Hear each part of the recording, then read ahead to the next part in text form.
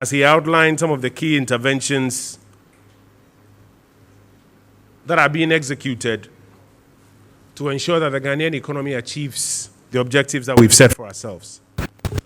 This afternoon, we're privileged to have with us the Minister responsible for energy, the Honorable Matthew Nana Poku Prempeh. He will be speaking to three major subjects, and then after that, we'll share with you a little video we've put together that tells a story bigger than what we can tell you this afternoon. There's been a lot of work ongoing in our energy sector. This afternoon, we can highlight just about three major parts of all the ongoing works. But when we are done, we'll share with you a video production that tells a story better than what we can even do this afternoon. We crave your indulgence to find some time to share that video with your audiences. We will do also the same exercise of sharing it with audiences on digital and on traditional media. A lot has been achieved in the last 4 years across the various sectors, and the work is still ongoing. I am excited to be leading the charge with the Ministry of Energy, having been retired from the Ministry of Education. The Ministry of Energy has about 15 agencies under its belt, from Nuclear Power Ghana to bulk oil storage and transport, through Ghana Cylinder Manufacturing Company and Bui Power Authority. Before I even got settled as a Minister of Energy, there seems to be in this country, or there was in this country, frequent interruptions or outages of our electricity system. Today's brief would attempt to discuss the power sector and what the government is undertaking. We would request a special day to come and do what is happening in the petroleum sector. So I spent my first few weeks with stakeholders and agency heads visiting grid company to find out what was happening, because they had explained in various circulars and press statements that the power interruption that was going on has to do with one, either a pressure failure of the gas from ENI, or as a result of the transmission works that was ongoing, that necessitated momentary outages so that people could work on those lines. We were informed by the grid company that our transmission system was mainly through between regions and further distances on 161,000 kilowatts of voltage of energy. To transmit across large areas, you have to transmit at higher voltages, so that when you get to where you want to go, then you bring it down through bulk supply points and ECG supply points. So I did visit, together with your esteemed selves, Ghana Grid Company. And there we saw, I've never seen it myself, human beings hanged on these things in the air, trying to string new wires to improve and to strengthen the transmission system of the country.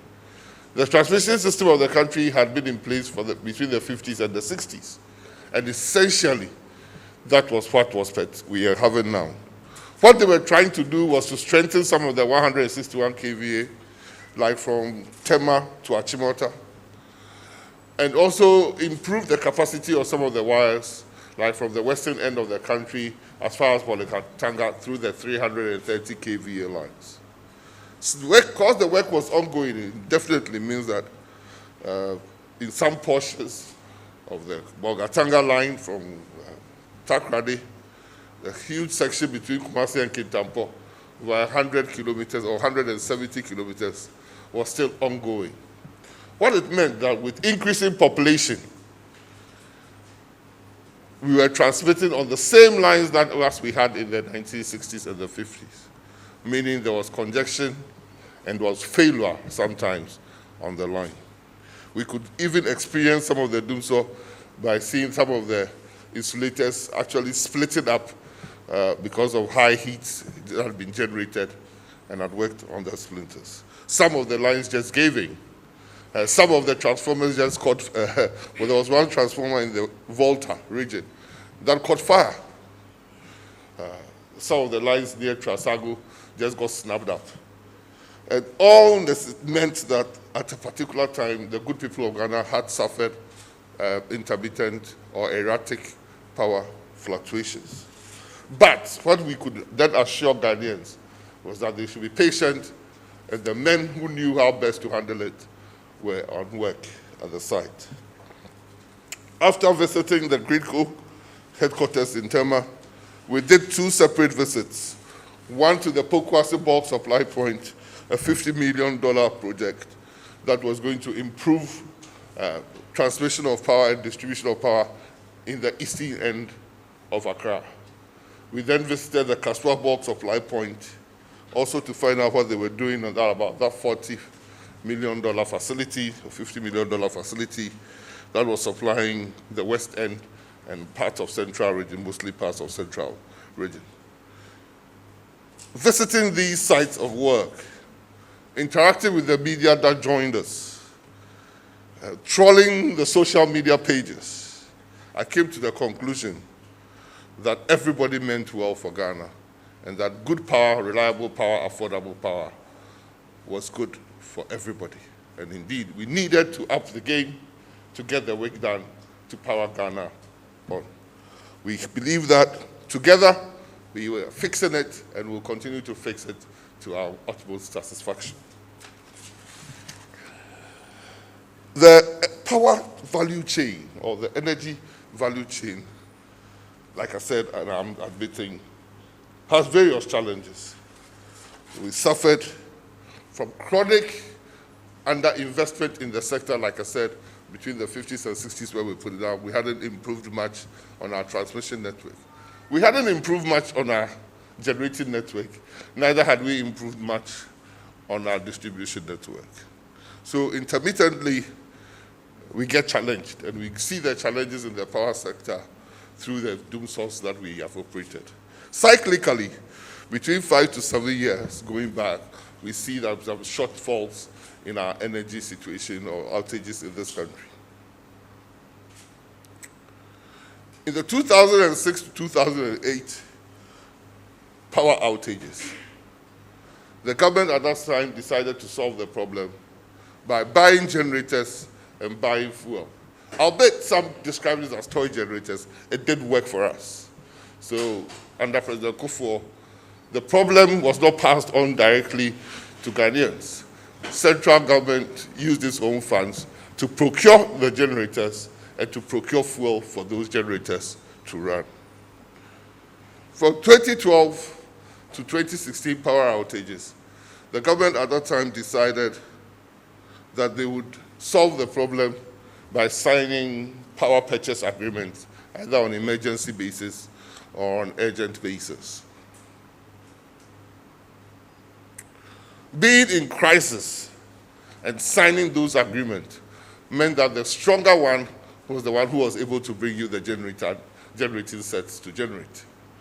Also, we should remember that we had gone into a cash crunch into the country and had gone to visit IMF for solutions. It meant that we were seriously curtailed as a country in our ability to make revenue or make money to be able to buy the fuel to power our generating sets. So the problem that started with not having enough funds to buy fuel for our generating set became compounded because the population is also increasing with a shortfall in the generating.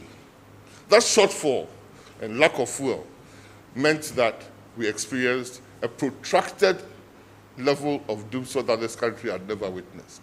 In fact, for 4 years, we had doomsday.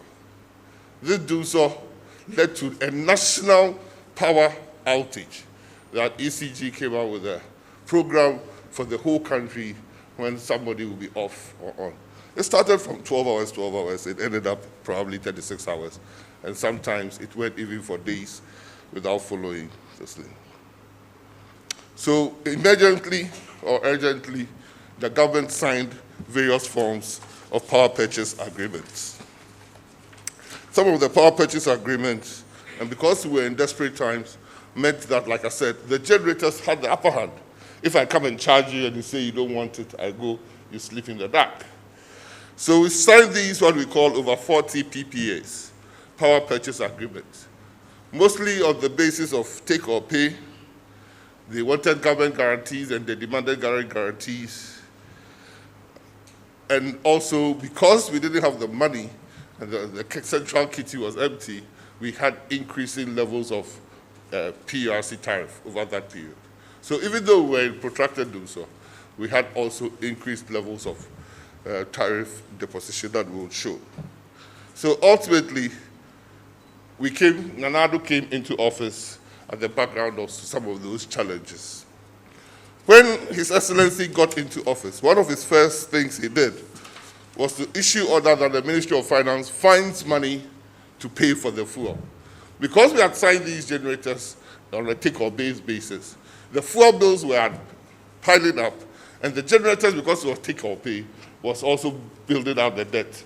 It was to find the money, pay the fuel suppliers, pay the generators for what they are generated, and get the commitment from them to continue bringing us the power. So largely, the last 4 years of the MPP government, we saw no doom so, or as we call it, we'll solve the problem and doom so. The second thing that we did was to look at all the PPAs that had been signed on take-or-pay basis. And some had already been deployed, Car Power Ship, Senate, Ameri, some had been deployed. But the government decided that we had enough generating sets. And so there was no need to deploy more generating sets at that time. So we deferred 3 notable generating sets. We deferred Rotan Energy. We deferred 3 different types. And it saved Ghana, those 3 generating sets that we deferred, saved Ghana as much as $1.24 billion. Meaning, if those 4 or 3 generators had deployed at the time, brought it to commercial being in 2019, we would have seen an increase, or Ghana would have paid up because it was take and pay. Ghana would have paid up as much as $1.426 billion. We deferred early power from deploying in 2019. We deferred Jacobson power from deploying in 2019. And we deferred Rotan from deploying in 2019. Each of that, or the 3, would have cost us $475.5 million if they are deployed. So just by deferring deployment, we saved an excess or nearly $1.5 billion. That is about money good enough to have built 62 stadia of the type of Tamale Sports Stadium. So Tamale Sports Stadium cost about $23 million. And the savings by deferment, not cancellation, saved the country a payment of $1.425 billion. So some of those initial decisions started paying off, and it has paid off to now. Like I said, we've been to Gridco, we've been to their bulk supply point, Pokwase. They've now even gotten to the stage of they've connected, and they are in the commissioning basis. By July, His Excellency the President might formally go and outdoor that power station. That necessitated a power outage in those eastern parts of Accra that ECG published. Kaswa bulk supply point is over 60% complete, and we hope that by the 3rd quarter, we would have finished with Kaswa to improve the eastern corridor or western corridor if you are coming from western region. And also the Kumasi to Kintampo, 330 kVA, we hope it's about 75% complete. All these 3 projects, we hope by the end of this year, we'll have finished them, we'll have commissioned them, and we will begin to have more reliable stable electricity across the country. Not only that, because we went with you to the site, I could say that if the power transmission system had challenges, the challenges were not because of financial. The challenges were that the ongoing repairs were being done. What it needed to be done was being done. And I challenge some of you that even the normal 240 volts in our house, if there's a problem, we all first run, or we take a step back and shout for somebody, or we go to the meter to switch everything off and see if we can get sorted. So the idea that some people would say that if you are changing wires or stringing wires, or if you are working in a bulk supply point station like Pukwase, you can just do it side by side. It's really wishful thinking. I don't think that I can ever teach the engineers their work. But we went there, we spoke, or you spoke to the engineers yourselves, and they told you what was going. I doubt nobody will let his son or daughter go and work at 161,000 or 330,000 kilovolts and expect power not to momentarily support. We would never, Excellency, would never ever put guardians through undue hardship if it can be avoided. When you go to Kumasi and the surrounding areas, who are also having challenges with their power, my first statement as a member of Parliament for Omensia was in 2009. And that statement is still existing in the Hansards. And I talked about the difficult low voltages and challenges we are having in Kumasi. If it did exist in Kumasi in 2009, such that I could make a statement, and not much has been done, and the population has exploded virtually, people should understand that currently, Kumasi is the biggest city in the country, land-wise, spatial, and population-wise. After Accra was divided into many, many metropolitan and municipal areas, Kumasi is the single largest contiguous city in the country. That 2009 statement I made is even more profound now. Now in Kumasi, you sit in your house and 4 or 5 times the power goes and comes. That cannot be an outage purposed by ECG.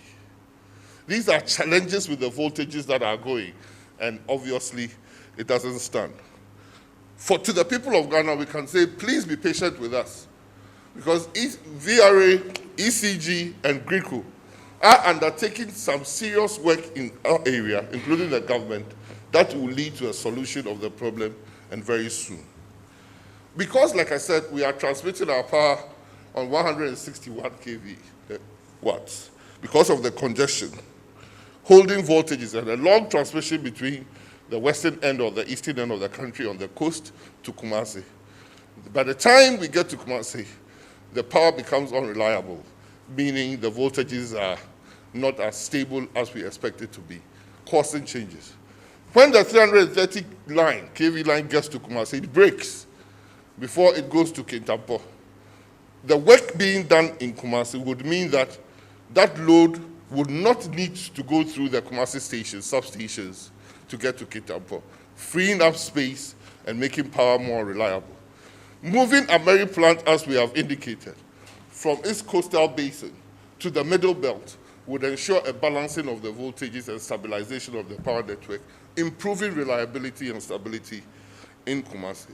And we promise the people of Ghana that that is fixing the problem of Ashanti and the northern parts of the country as far as the voltages are concerned. We hope that by the end of the year, that power problem will be no more. These voltage problems were partially mitigated if Bui Power was going to be fully on board. We don't control the water, one of the problems with renewable energy. Our investigation tells us that our counterparts in Burkina Faso have put up a dam higher up, severely constraining the amount of water for Bui. As we speak, we do publish it. Bui is operating at a level that is lower than the lower limit possible. So it is not able to produce all the 400 megawatts. It produces 90 megawatts. And this 90 megawatts is produced only at peak time, meaning 6 p.m. to 10 p.m. Meaning the problem in the northern belt, middle belt, and the northern belt about power voltage challenges cannot be adequately mitigated by balancing from Bui. The government is working to produce, to make sure we start building some of our critical infrastructure in the middle belt and the northern belt, like power generating sets, so that we can mitigate this problem and solve the problem in the Kumasi to northern belt area. I believe the power outages that Ghanaians have suffered, though not pleasant, is in good faith in the sense that Yedum SCAC, Yedum Nia Yedi. The problem is being fixed, and with patience and support, this government will truly deliver the works. Like I said, the Pokwasi-Bog supply point would come on, the Kasua, the Kumasi 330, Kumasi Kintampo, the Achibota Malam ongoing. We hope that by the end of the year, people will see a dramatically improved power system reliability in the country. These problems are not, and I repeat, are not due to financial challenges, because they are being fixed. They are being fixed, and there's a need. Somebody said to me this morning, without breaking an omelette, without breaking an egg, you make no omelette. We plead with the people of Ghana to be supportive and expectant of their government and His Excellency the President to deliver on their behalf. That is not to say, even if we finish these big interventions, that is the end of the deal. We, last week and 3 weeks ago, last 2 weeks and about 3 weeks ago, together with the ECG MD and the GRIDCO MD, who were in Ministry of Finance, to ensure that the critical interventions yet more needed to be done to make the system even more better will get fully funded. GRIDCO came up with 3 critical problems, all to do, I must say, with either improving bulk supply points or stringing 330 kilowatt kV lines. Their first item that they proved to be very, very critical was to increase their capital expenditure or find money to the tune of about $326 million to improve certain further lines on the Western Corridor. Critical or priority 2 was construction of more bulk supply points in Takoradi, Kumasi, to ensure that the system is more reliable. That has been fully factored by the Siemens loan that Parliament has approved this year. So that work would start. All I want to indicate is that we would continue to find money, find the resources to fix the critical infrastructure projects, both within GRIDCO and ECG, to enable us to have better power transmission and distribution system. The second issue when I talked about was releasing funds to improve the value chain in the energy industry. I talked about government releasing funds for fuel purchases. That was not enough because the bills were accumulating. If somebody builds up a 400 megawatt plant and was built on take or pay, it meant that whether the plant was off or on, you paid. That is why I could quantify that deferring power through a ROTAN saved us this amount of money. Because we were paying and there was not enough money, there was not enough money in the sense that ECG was either not collecting enough, or even if ECG collected 100% of its money, because of the power purchase agreement that we had signed and the cost for those power, we could not have enough money to pay the generators and pay the fuel. So though government has shown commitment and the companies do acknowledge it in their letters they write, there was still a mountain bill. So the government set up the energy sector task force, energy sector recovery task force. And the task force, after looking at all the critical things needed to be done and the debts piling up, said that by 2024, If nothing was done, the energy sector debt would rise to 12.5 billion. So there was a need to do something, because that debt could break the back of the economy of this country. And so me and you had to put our thinking caps on to find out what could be done. The second thing, after finding some money to pay down debt, the government quickly unfolded the energy sector levies, ESLA bond. This bond, the money that was raised to the energy sector levy on petrol prices, was used to pay down the debt of the fuel suppliers and the generators. It was not enough. ECG was then mandated to set up the cash waterfall, where all the money that ECG collects, which anyway is about 55 to 60% of what it should collect, put it in the fund and monthly meet with all the stakeholders and still pay some of your debts. So even though it was not enough, the cash waterfall ensured that every month some amount of money was paid to a generator or a fuel supplier. We found that not enough, because we had also signed a take or pay on some of the gas agreements, especially with ENI. That meant that when you consume the gas or you don't consume the gas, you had to pay. So we set up a gas clearinghouse that central government made additional monies available, or is going to make additional monies available to gas suppliers, because most of our gen sets now use gas. Gas suppliers to pay further costs. And in the last budget, to make sure that we get on top of this, we set up the Delta Fund. That caused the increase in some of the taxes on fuel again, all in order that we can put the lights on and power the country. Government is acknowledged. In March last year, ECG made a publication that government owed its amount of money that government had paid, 2.63 billion Ghana cedis. Government was paying on behalf of all ministries, departments, and agencies that were not metered, or were not being billed, or were not paying. So government cleared this debt out of ECG. We realizing that ECG is not still raising enough money from the billings that they put out. Government plans to set up a revenue task force to make sure that they go around and make sure that those who are bypassing or not paying would pay, so that we could pay Gridco, we could pay VRA and other generators in this country. We would accelerate smart prepaid metering deployment so that we could remotely see what is happening to those that we are billing.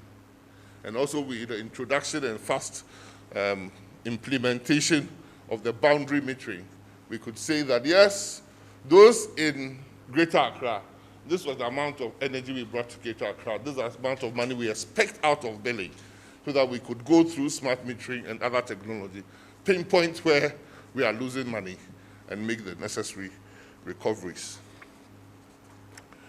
The biggest issue, two of the biggest issues we want to address today, one of them I've spoken about.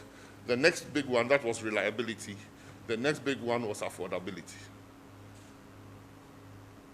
The Energy Sector Recovery Program stated that, one, PURC, we don't seem to know, everything they do seems to be clouded in opacity, one word I didn't understand. It looked like you go and visit the shrine and they go and ring some bells and they come and tell you something after putting powder everywhere.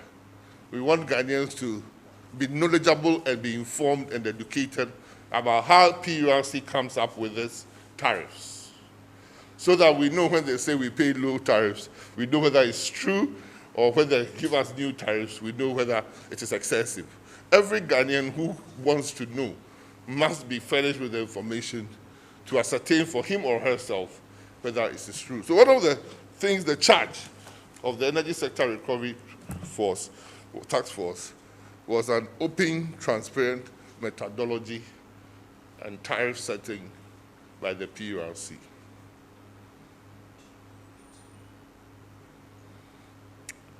The second thing we find in this country is that the more electricity you consume, the more you pay. So Just take example, that ones that we all can relate to. If you go and park your car at a Shell filling station, and your car tank takes 100 liters, and the price for a liter is 1 cedi. If you put in the 100 liters, you pay 100 cedis. If I take my Tiku and I go, and my tank capacity is 20 liters, I'll pay 20 cedis. If the trotro driver's tank is 30 liters and he goes, he'll pay 30 cedis. With electricity, they've already determined that from tank 0 to 10, or 1 to 10 liter tanks, you pay 1 cedi per liter. If your tank is 11 liters to 20, for that 11 to 20, you pay 2 cedis. If it's 30-liter tank, from 21 to 30, you pay 3 cedis. So if you have a 60-liter tank, the first 10 was 10 cedis. The next 10 was 20 cedis, making it 30.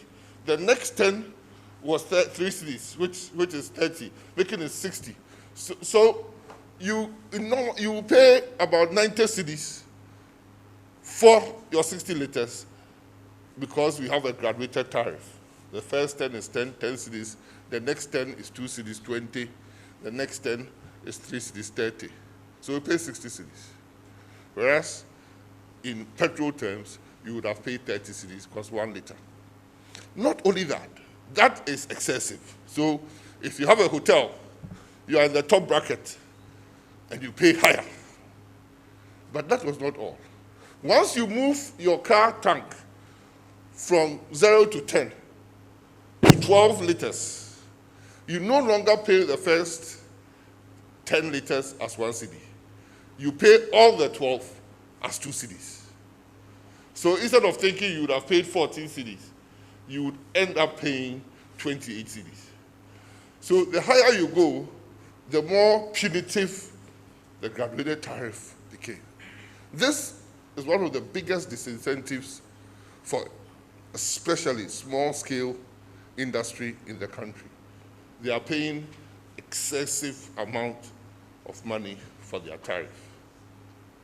We, taking advantage of the Energy Sector Recovery Task Force work, supported by the World Bank, have engaged the PURC in at least starting to collapse the band from the top, where we all get work to do on small-scale industry and medium-scale industry. Because we should also know that the cry for Ghanaians is good jobs. And these good jobs are provided mostly by medium-scale industry. And we need to give them electricity at a tariff that is both affordable and reliable for them. So, in trying to fix some of the problems that have been with us for ages, we are engaging the stakeholders, we are engaging the authorities to ensure that the best comes for us. Because we hear on multiple times international best practices. We look at our graduated tariff scheme, and I'm sure it doesn't fall into international best practice. So we'll work with PURC to bring it into tandem. But we also look at historically what PURC has been doing. And this is published on PURB website, which I picked, and my team worked on it, and we are showing you. Between 2013 and 2016, when DUMSO was at its highest, we had the highest increase, or largest increase in energy tariffs ever in this country. Between that period, we increased the energy tariff by 288%, from the figures in 2013 till the end of the period 2016. From the period 2017 to now, from the period real value, real prices, from the period of 2017 to now, we have seen a reduction in every band of PURC tariff. That if NANADO came to inherit a tariff of lifeline consumers of 33.56 cedis, pesos per kilowatt. I'll give this example. For lifeline, in 2008, when President Kufuor was leaving office, it was 9.5 pesos per kilowatt hour for lifeliners. That is 0 to 50. When President Mills, I would say, handed over to President Mahama, it was 9.5 pesos. When President Mahama handed over to Nana Addo Dankwa Akufo-Addo, it had moved from 9.5 pesos to 33.56 pesos, an increase in 253% from President Mills. When Nana Addo came into office, it was 33.5 pesos, 6 pesos. When he handed over to himself, as we speak, it's 32.61, a real value decrease over 4 years. When you go to those who pay between 51 to 300 units, when President Mills came into office, it was 12 pesos. When President Mahama came into office, it was 17.5 pesos. When Nana Addo Dankwa Akufo-Addo came into office, it was 63.33 pesos, an increase in 283%.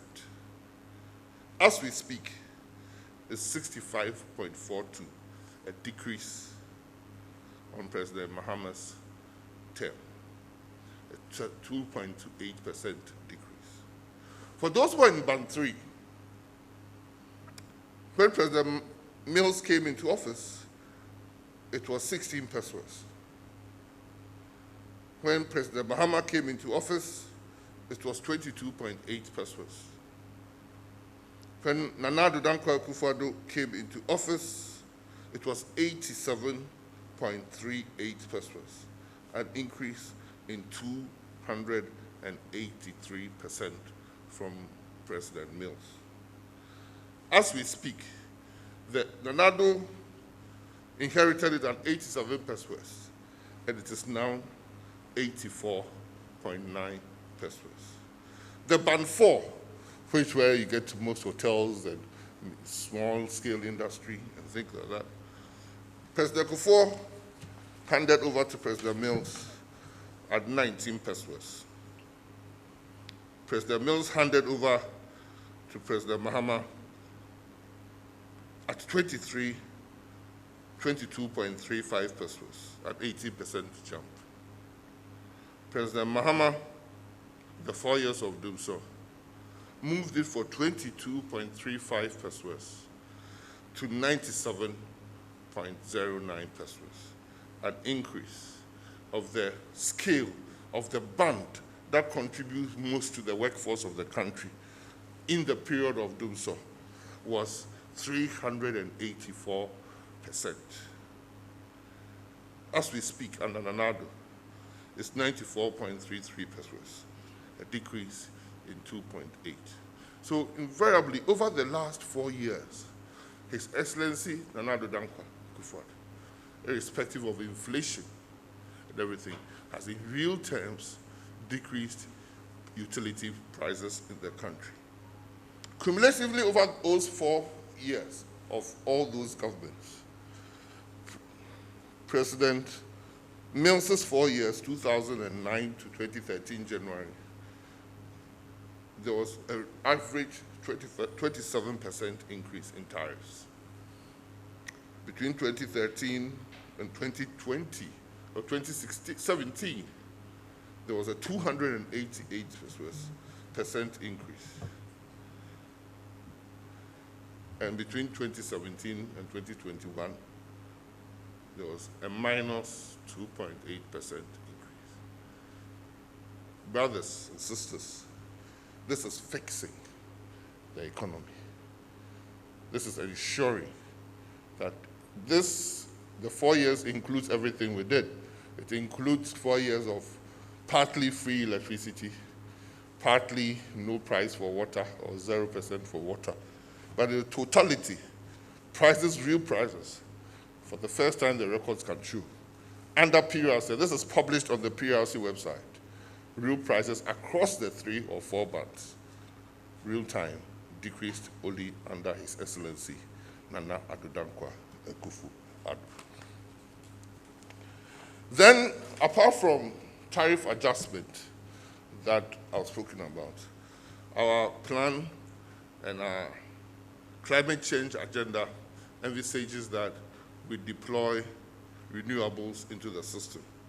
But before we even deploy renewables, the supply side is bringing in the power, and the demand side too, we have something we call energy conservation. We do recall that President Kufuor retooled or resupplied us with CFL bulbs, and that saved us about 110 to 120 kilowatts of energy. Under megawatts of energy. Under Nana Addo Dankwa Akufo-Addo, we have distributed 12 million LED bulbs, which even saves energy more efficiently than CFLs. We distributed 12 million LED bulbs with an energy saving of 91.8 megawatts per hour. Total savings per year is 64.5 million Ghana cedis. If you increase your demand, you save more money.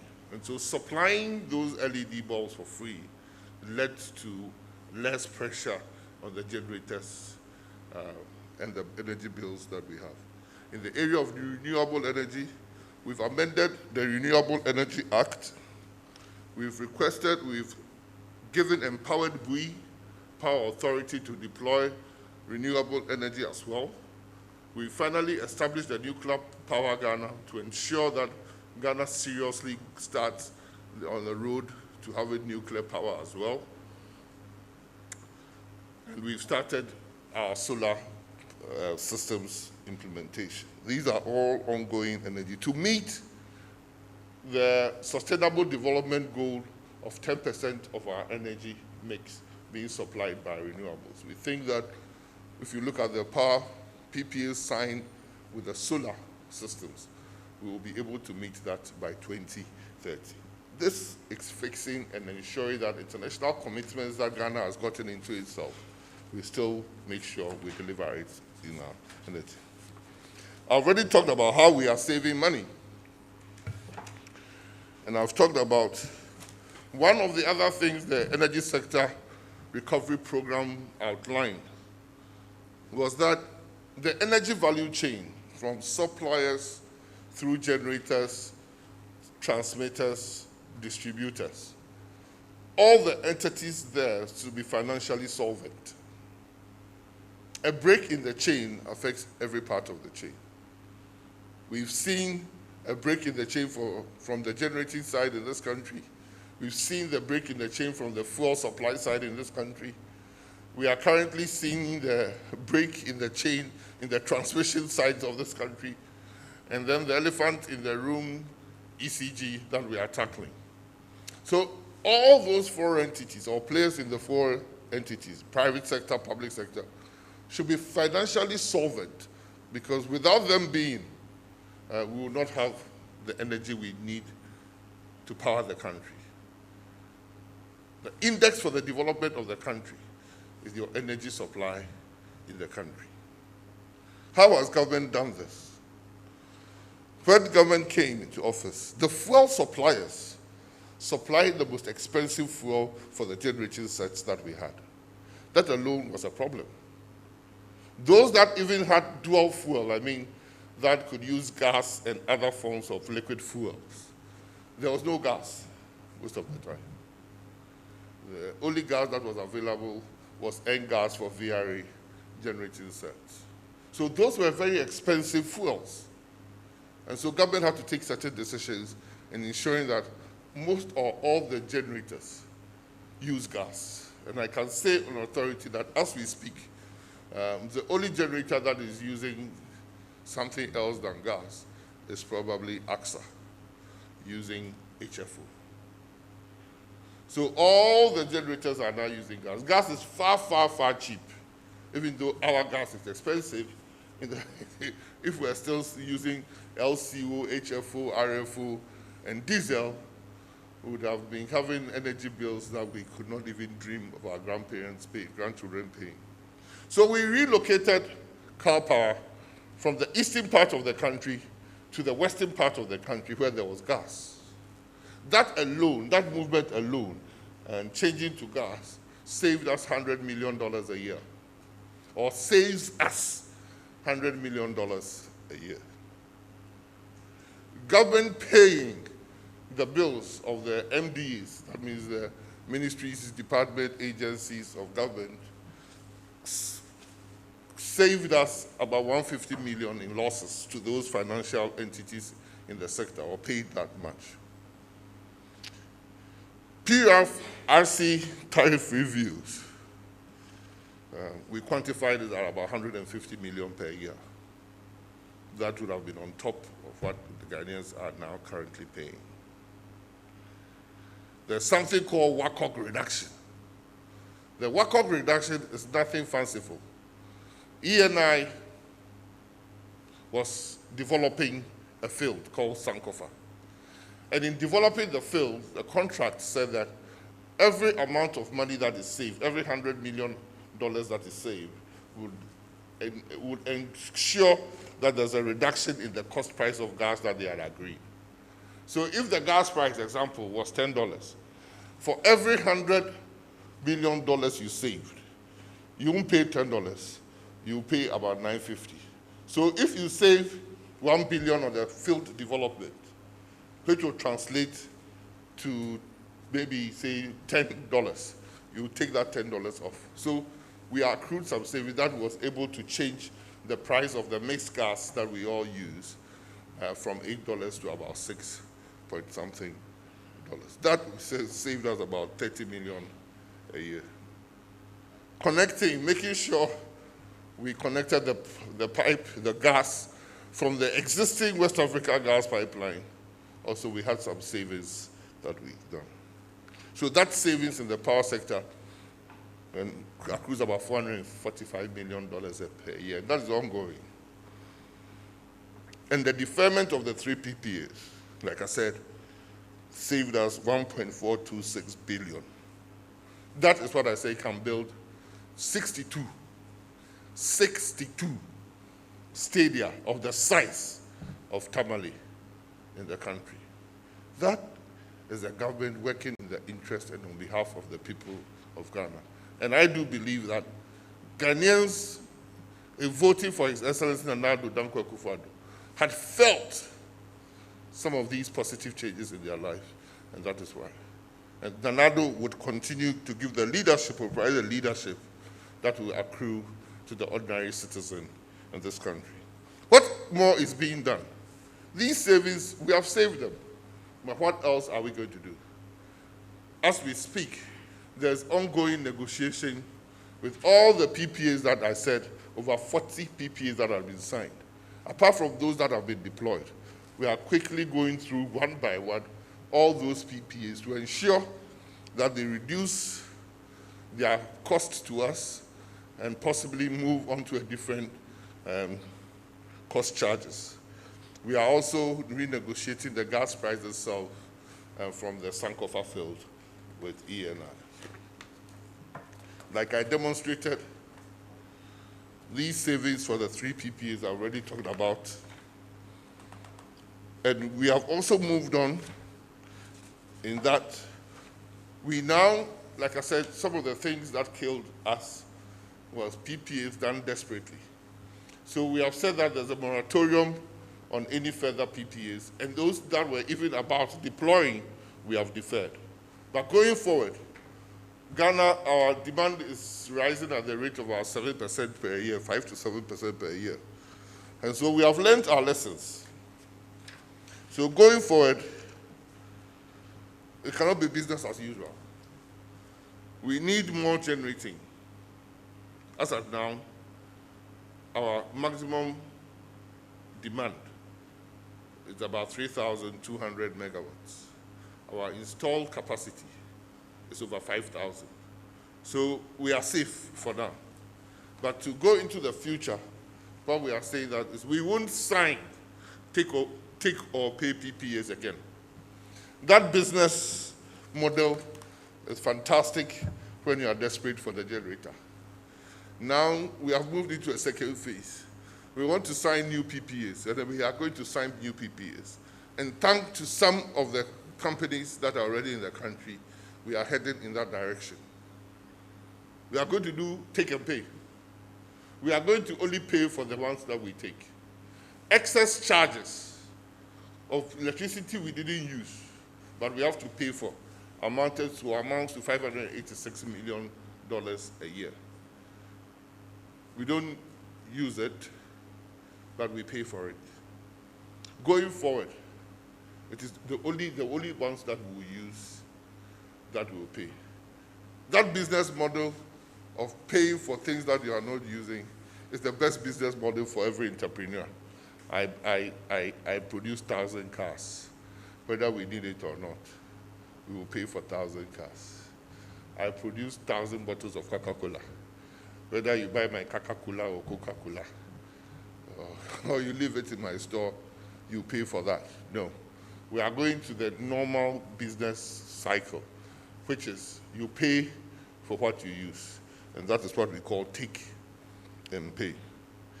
Apart from doing take and pay, they took our sovereign guarantees as well, most of them. So it's locked, you lock up yourself. They paid no local taxes. How do we develop our country? They paid no local taxes. So we are saying that factor it all into your business model, but sell us what we need. And it will allow competition so that we will take what we need. We won't give you a government guarantee, but we'll give you an LC to support what we take. So if we take, you can, and we don't pay, you can call on the LC. As people are already calling on our LC. Last 2 years, March, in the middle of the election, one big company called on an LC for over 150 million. This year, March, another company called on another LC for another 100 and something million.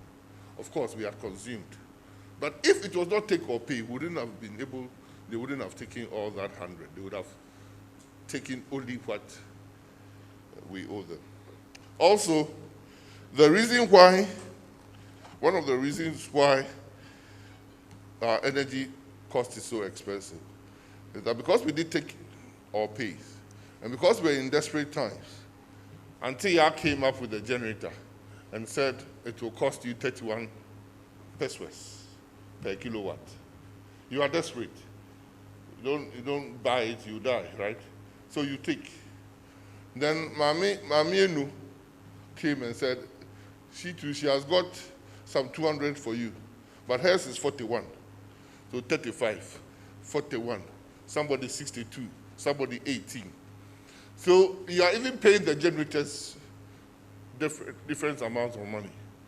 When we don't even go international best practice, and we go into our local region in West Africa, and I go to Ivory Coast, they have a maximum energy charge, right? Like PRC. Everybody in that band pays the same thing. Like MPA. Everybody pays the same for a liter of kerosene or a liter of fuel. So we are going to pay a maximum price for the energy you give us at the kilowatt hour. We won't pay what you have given to us, just like that.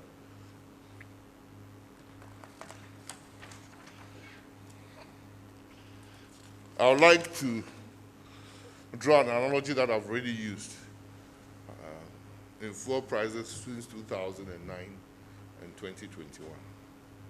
Fuel prices. I've used the same date on every year for the 4 years. And the reason is simple. At that date, there was a new president in office. And that day, same date happened to all the 4 presidents. In 2009, price of the petrol liter was 82 pesos. In 2013, it was 170 pesos. In 2017, January, when Nana Addo was sworn in, the price was 406 pesos, a jump of 138%. In 2021, that same point, it was 486 cedis, 20% increase. So in real value, the rise of the price of fuel, the lowest rise had happened under His Excellency Nana Addo Dankwa Akufo-Addo. But this story will be continued when I do my section on petroleum sector activities in Ghana. But I want to demonstrate that since His Excellency Nana Addo Dankwa took office, all he has done is to work and provide the leadership that the ordinary citizen will be better off. He is fixing the problems he inherited, and that is why Ghanaians gave him a second mandate. And I believe truly the best government to fix Ghana's problems is the NPP government led by Nana Addo Dankwa Akufo-Addo. Thank you.